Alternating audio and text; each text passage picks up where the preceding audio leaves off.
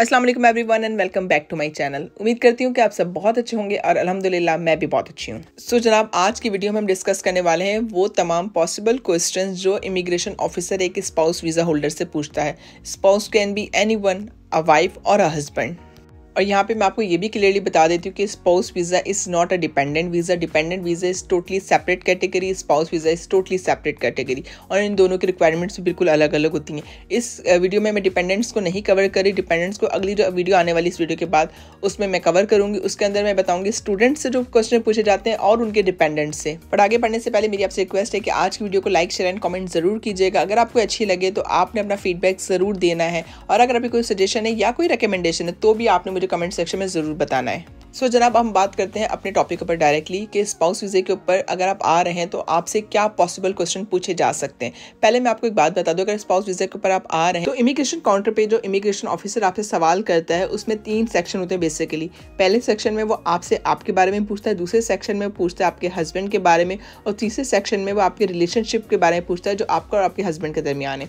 ठीक है, हो सकता है वो आपसे पहले जो आपका पहला सेक्शन है सिर्फ वही पूछे, हो सकता है तीनों में से एक एक आध पूछ ले, हो सकता है रैंडमली बस कोई सिंपल एक सवाल पूछ ले। It's totally depends on his mood और आपकी लक पर।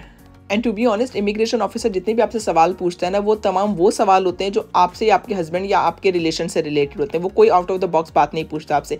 ये सवाल बहुत आसान होते हैं, बहुत ईजी होते हैं, but if you are not prepare for it, यकीन माने आप क्लियर नहीं कर सकते इन सवाल को और वो इस बेस पे आपको डिपोर्ट भी कर सकते हैं if you are unable to answer those questions. अब सवाल ये है कि क्या इमिग्रेशन ऑफिसर आपको डिपोर्ट कर सकता है या वाकई ही वो डिपोर्ट करते हैं या सिर्फ ऐसी हवाई बातें हैं ये। तो trust me, they can deport you, they have 100% right to deport you at the right moment. क्यों? बिकॉज वो वहाँ होते इसीलिए हैं कि वो आपके रिलेशनशिप की और आपकी ऑथेंटिसिटी चेक करें। अगर आप उनको ज़रा से भी झोल लगते हैं आपकी बातों में या आपके किसी भी एक्ट से उन्हें लगता है कि उन्हें डाउट है आपके ऊपर, पहले तो आपको काउंटर पे ले जाके सेपरेट काउंटर पे बहुत सारे सवाल करने वाले हैं। अगर वो फिर भी सेटिस्फाई नहीं होते तो वो आपको एंटर नहीं होने देंगे मुल्क के अंदर अनटिल दे आर सेटिस्फाइड।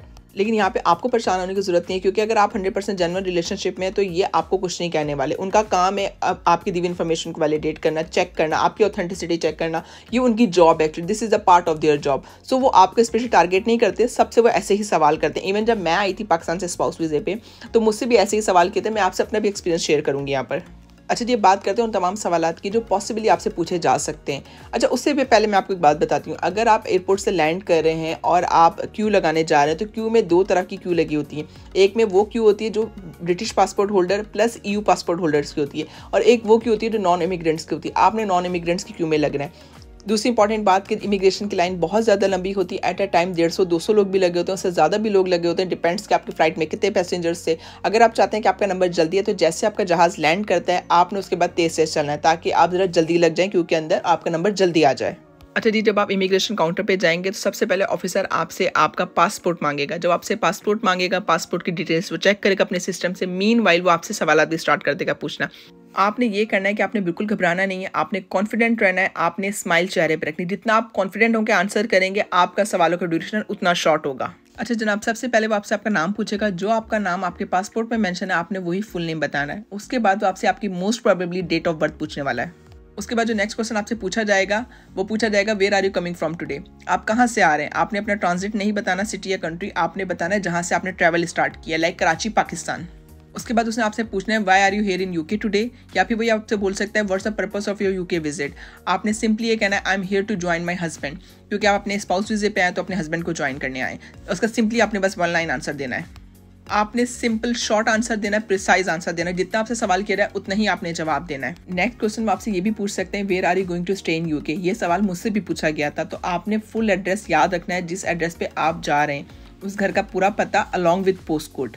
मुझे अच्छी तरह याद है आज भी कि मुझसे उससे अगला सवाल इस सवाल के बाद किया था how will you go to that place. तो मैंने उसे आंसर किया था कि मेरे हस्बैंड आएंगे, वो मुझे पिक करेंगे यहाँ से। तो आपने भी यही बताना है। अगर आपके हस्बैंड पिक करने आ रहे हैं तो आपने हस्बैंड का बताना है। वैसे मोस्ट प्रॉब्ली तो हस्बैंड ही पिक करने आता है अगर फर्स्ट टाइम विजिट कर रहे हैं। सो आपने वही आंसर देना है। या अगर आपको कोई और फैमिली फ्रेंड वगैरह यहाँ पे हैं, रिलेटिव हैं जो आपको पिक करने आ रहे हैं तो आपने उनका बताना है। उसके बाद वो आपसे आपके पासपोर्ट की एक्सपायरी डेट पूछ सकते हैं कि आपका पासपोर्ट कब एक्सपायर हो रहा है, तो आपने वो एक्सपायरी डेट पहले से याद रखनी है। अच्छा, ये तो वो बेसिक सवाल है जो आपसे करने वाले हैं। उसके बाद उन्होंने सवाल पूछने आपके स्पाउस से रिलेटेड और मुझसे भी उन्होंने ऐसे ही सवाल पूछे थे। सबसे पहले तो उन्होंने आपके स्पाउस का पूरा नाम पूछना है, उनकी डेट ऑफ बर्थ पूछनी है। मुझसे भी पूछी थी डेट ऑफ बर्थ। अच्छा, मेरे केस में मेरे हस्बैंड ने यहाँ से पढ़ा भी था, तो वो काफ़ी साल पहले पढ़ा था ऑल्दो। तो उन्होंने मुझसे पूछा था कि आपके हस्बैंड ने यहाँ पे कहाँ से पढ़ा था, किस यूनिवर्सिटी से पढ़ा था, उसका नाम, किस ईयर में पास आउट किया था, वो ईयर भी मैंने बताया था। सो अगर आपके स्पाउस ने यहाँ पे पढ़ा है या वो यहाँ पे काफ़ी सालों से और आप सोचते हैं कि यार 10 साल पहले पढ़ा था, मुझसे क्या पूछेंगे, तो प्लीज़ ये मत सोचिएगा। मेरे हस्बैंड ने बहुत पहले पढ़ा था, लेकिन उन्होंने मुझसे फिर भी पूछा था कि भाई कौन सी यूनिवर्सिटी से पढ़ा और किस ईयर में पास आउट किया। शुक्र है बात मुझे पता थी, वरना शायद उस वक्त पजल होती कि यार अब मैं क्या आंसर दूँ, बिकॉज पासिंग आउट ईयर तो अपना नहीं याद आता इंसान को, अपने हस्बैंड का क्या याद रहे। इसके अलावा आपको ये भी पता होना चाहिए कि आपके हस्बैंड ने अगर यहाँ से पढ़ा था तो क्या पढ़ा था, लाइक MBA किया था, MS किया था, MSc किया था, या फिर उन्होंने क्या कहते हैं बैचलर में कोई डिग्री ली थी, मतलब BS वगैरह में कुछ किया था उन्होंने। तो आपको ये बात कंप्लीट पता होनी चाहिए। उसके अलावा जो आपसे पॉसिबल नेक्स्ट क्वेश्चन हो सकता है वो हो सकता है कि आपके हस्बैंड यहाँ पे क्या जॉब करते हैं, और आपको उस कंपनी का नाम भी पता होना चाहिए जहाँ आपके हस्बैंड जॉब करते हैं। इसके अलावा वो आपसे ये पूछ सकते हैं कि आपके हस्बैंड इस मुल्क में कब आए थे, किस साल आए थे, और आपको ये भी पता होना चाहिए कि आपकी हस्बैंड की अकोमोडेशन कहाँ पर है। जस्ट सपोज आपको जो पिक करने आने वाले वो आपकी आंटी या बहन या खाला मामू वगैरह कोई है, आप उनके अकोमोडेशन पे जा रहे हैं फिलहाल, लेकिन आपके हस्बैंड की सेपरेट अकोमोडेशन है, तो आपको आपके हस्बैंड के अकोमोडेशन का भी फुल एड्रेस पता होना चाहिए कि वो कहाँ पे रहते हैं यहाँ पर। उसके बाद वो आपसे आपके हस्बैंड का UK का नंबर पूछ सकते हैं कि आपके हस्बैंड का नंबर क्या है। एंड इवन कुछ केसेस में मैंने यहाँ तक सुना है कि वो आपसे ये कहते हैं कि अच्छा आप अपने हस्बैंड को कॉल मिलाएं और हमारी बात करवाइए। तो वो सिर्फ आपकी ऑथेंटिसिटी चेक करने के लिए करते हैं, या आपने इस बात से परेशान नहीं होना कि मेरे हस्बैंड से क्यों बात करना चाहते हैं, क्या ऐसा हो गया है, आपने इस बात से बिल्कुल परेशान नहीं होना। नेक्स्ट वो पॉसिबली क्वेश्चन कर सकते हैं, वो आपके रिलेशनशिप से रिलेटेड कर सकते हैं। लाइक वो आपसे पूछने वाले हैं कि आपकी शादी कब हुई थी। अच्छा जी, नेक्स्ट पॉसिबल क्वेश्चन हो सकते हैं वो आपके रिलेशनशिप से रिलेटेड हो सकते हैं। वो आपसे ये पूछ सकते हैं कि आपकी शादी की डेट क्या है। अच्छा, उसके बाद जो आपसे क्वेश्चन हो सकते हैं ना, पॉसिबली वो आपके रिलेशनशिप के बारे में हो सकते हैं। आपसे वो पूछने वाले हैं कि आपकी शादी की डेट क्या है। अच्छा, मेरे केस में मेरा निकाह पहले हुआ था, रुखसती बाद में हुई थी, तो हमने म्यूचुअली डिसाइड किया था कि हमने निकाह की डेट को ही हर जगह रजिस्टर करवाना है, और वही डेट हमने सबको बतानी है। अगर हमसे कोई भी लीगली पूछता है किसी भी मैटर में, तो मैंने अपनी वही निकाह की डेट बताई थी। आपकी भी जो निकाह की डेट होगी आपने वही बतानी जो आपने यहाँ पर रजिस्टर्ड भी करवाई होती है। And to be honest this is one of the most important question, क्योंकि यही डेट आपके हस्बैंड ने एप्लीकेशन फॉर्म फिल करते हुए लिखी होती है और आपने वही डेट एक्यूरेट बतानी होती है। तो अपनी शादी की डेट को अच्छे से दिमाग में बिठा लीजिएगा। और आप ये क्वेश्चंस का सबसे इंपॉर्टेंट पार्ट यही है, क्योंकि यहाँ पे UK में पास्ट कुछ ईयर्स में काफ़ी ज़्यादा फेक मैरिजेस रजिस्टर्ड हुई हैं।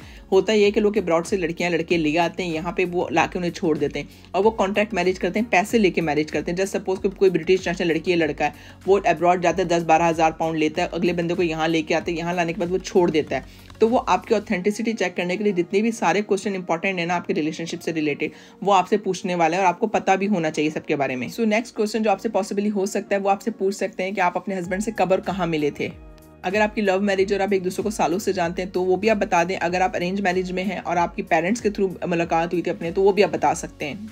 उसके बाद नेक्स्ट क्वेश्चन आपसे पॉसिबली ये भी हो सकता है, how long have you been married, आप कितने सालों से शादी हुई हुई आपकी। तो आप बता सकते हैं कि भाई 1 साल, 2 साल या 6 महीने, जो भी आपका वट एवर ड्यूरेशन है आप वो बता सकते हैं। नेक्स्ट पॉसिबल क्वेश्चन वो आपसे पूछ सकते हैं, डू यू हैव किड्स, अगर आपके बच्चे हैं तो आप बता दें, अगर नहीं है तो भी कोई मसला नहीं, आप वो भी बता दें। अच्छा, एक सवाल जो मेरी फ्रेंड से पूछा गया था कि was it traditional Asian wedding और इंग्लिश वेडिंग, तो उसने कहा था जी एशियन वेडिंग थी मेरी।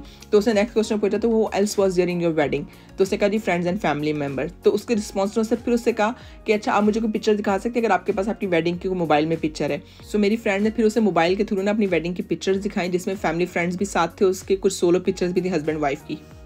अच्छा, यहाँ मैं आपको कुछ इंपॉर्टेंट डॉक्यूमेंट्स भी बता दूँ जो अगर अपने आप साथ रख लेते हैं तो आपको बहुत आसानी रहेगी एयरपोर्ट पे। मतलब वो आपसे पूछ सकते हैं, कोई भी डॉक्यूमेंट्स में से देख सकते हैं। पासपोर्ट तो आपका देखिए बेसिक है, वो तो आपने अपने साथ रखना ही है। उसके अलावा वो आपसे आपका मैरिज सर्टिफिकेट मांग सकते हैं, आपकी वेडिंग की पिक्चर मांग सकते हैं। लाइक मेरी फ्रेंड से मांगी थी उन्होंने पिक्चर्स, उसको दिखानी पड़ी। इसके अलावा वो आपसे आपके TB टेस्ट का सर्टिफिकेट मांग सकते हैं। ऑल्दो आप नेगेटिव हैं तभी आप ट्रैवल करें, but still they can ask for it, तो अपने साथ ज़रूर रखिएगा। इवन मैंने भी रखा था उस वक्त। अच्छा, वेडिंग पिक्चर से रिलेटेड मैं आपको एक टिप देती चलती हूँ कि आप अपने मोबाइल में एक सेपरेट एल्बम बना लें जिसमें वेडिंग से रिलेटेड पिक्चर, कुछ फैमिली के साथ पिक्चर्स, कुछ फ्रेंड्स के साथ और कुछ रेगुलर लाइफ की आपकी पिक्चर्स हो, उसको सेपरेटली कर लें। अगर इन केस आपसे मांगते हैं तो उस वक्त आप स्क्रॉल डाउन करके अपना और उनका टाइम वेस्ट नहीं करेंगी, बल्कि आप वो सिंपली एल्बम खोलें, आप दिखा सकते हैं कि जी यहाँ पे मल्टीपल पिक्चर्स कोई भी आप देख सकते हैं रैंडमली। अच्छा, 2-3 सवाल मेरे जहन में और आए तो मैंने सोचा उसको यहीं ऐड कर देती हूँ। वो आपसे पूछ सकते हैं, are you travelling with anyone today? अगर आप अकेले ट्रैवल करें तो आपने बताना है कि मैं अकेले ही ट्रैवल कर रही हूँ। उसके अलावा वो आपसे पूछ सकते हैं, did you pack your bags yourself? तो आपने बताना है हाँ जी, मैंने अपने बैग्स खुद पैक किए हैं। आपको पता होना चाहिए कि आपके बैग्स में क्या क्या रखा है। वो आपको परेशान करने के लिए नहीं पूछ रहे, वो सिर्फ एक रैंडम सवाल पूछ रहे होते हैं जस्ट टू चेक कि भाई आपने जो पैक किया आपको पता है कि नहीं। उसके अलावा एक और सवाल आजकल बहुत ज़्यादा पूछा जा रहा है, अगर आप पैसे कैरी करें तो उससे मुतालिक भी सवाल पूछते हैं कि how much money you are carrying today? जितना आप मनी कैरी करें वो आपको उन्हें डिक्लेयर करना है, उन्हें बताना है और आपने उसकी रिसिप्ट्स अपने साथ रखनी है। जस्ट सपोज अगर 8,000-9,000 पाउंड आपके पास हैं तो आपके पास सोर्स होना चाहिए, वो मनी आपने कहाँ से ली है, कहाँ से आपने विड्रॉ करी है। अच्छा, मैं आपको यहाँ बताती चलूँ कि जितने भी ये सवाल आते हैं इंग्लिश लैंग्वेज में आपसे पूछे जाने, आपको कोई इंटरप्रेटर नहीं प्रोवाइड किया जाना है यहाँ पे, क्योंकि आप इंग्लिश लैंग्वेज का टेस्ट पास करके आते हैं। जनरल आइल्स आपने पास किया होता है तो वो आपसे एक्सपेक्ट करते हैं कि आप उनकी बात का आंसर इंग्लिश में ही करेंगे। लेकिन अगर आपको उनका एक्सेंट नहीं समझ आ रहा, आपको उनकी बात नहीं समझ आ रही, तो इसमें परेशान होने वाली कोई बात नहीं है। देखें, जब आप फर्स्ट टाइम यूके आते हैं ना तो बहुत मुश्किल से उनका एक्सेंट समझ आता है, स्पेशली अगर आपके सामने कोई स्कॉटिश बैठा है या वेलिश बैठा है या कोई आयरिश बंदा बैठा है तो वो तो सब कुछ सर से गुजर जाता है। सो आपने बिल्कुल परेशान होना, बिल्कुल शाय नहीं करना। अगर आपको नहीं समझ आ रहा, अगर आपको लगता है सामने वाला बहुत तेज बोल रहा है तो आपने सिंपली उसे कहना है, can you please repeat it again, can you please slow it down for me. और वो भी ये समझते हैं कि English is not our native language, हमारी ये मादरी जबान नहीं है, हम बचपन से पैदा होते बोलते हुए नहीं आ रहे। सो इट्स टोटली अंडरस्टैंडेबल और वो इस बात का बुरा नहीं मानते। अगर आप उन्हें बोलेंगे रिपीट करें तो वो आपको खुशी खुशी रिपीट करेंगे सवाल अपना।